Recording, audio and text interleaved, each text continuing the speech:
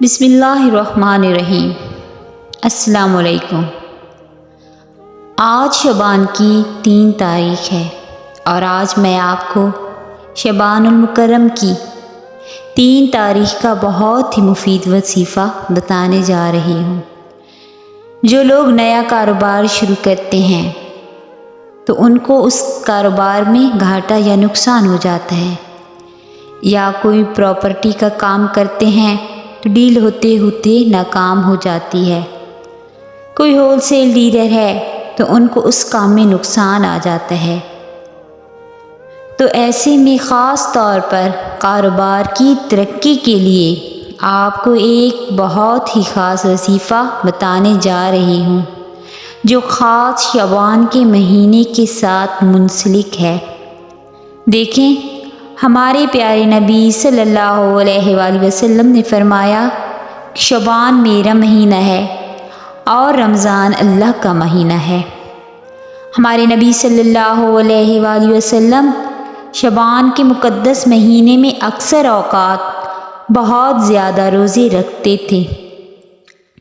حضرت عائشہ رضی اللہ تعالی عنہا فرماتی ہیں کہ میں نے نبی پاک صلی اللہ علیہ وآلہ وسلم کو شعبان کے علاوہ کسی اور مہینے میں اس طرح روزے رکھتے ہوئے نہیں دیکھا۔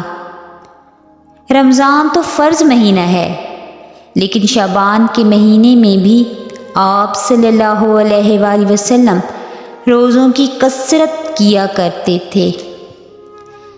تو آپ صلی اللہ علیہ وآلہ وسلم اپنے آپ کو تیار کرتے رمضان کے روزوں کے لیے۔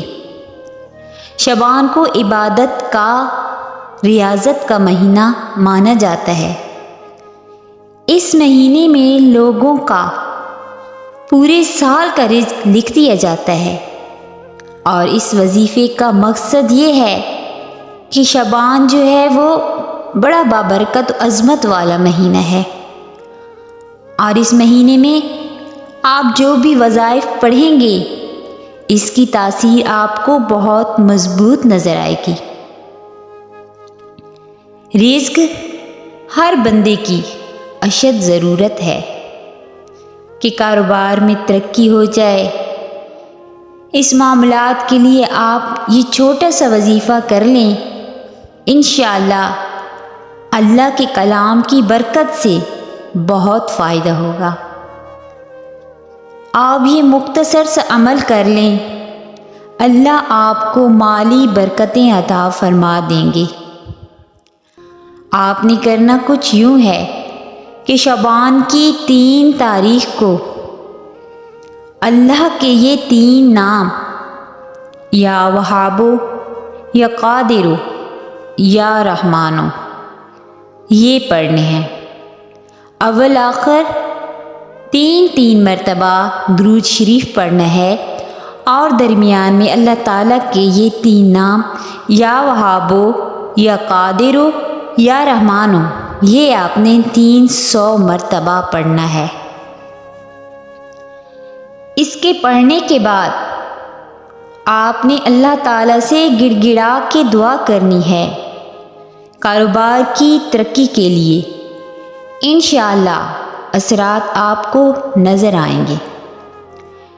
اس کے علاوہ آپ یہ وظیفہ بعد میں بھی کر سکتے ہیں۔ آپ کی تجارت میں، آپ کے مال میں، آپ کے کاروبار میں اللہ پاک برکت و کامیابی ڈال دیں گے انشاءاللہ۔ ویڈیو پسند آئے تو کمنٹ میں ضرور بتائیے گا، دعاؤں میں یاد رکھیے گا۔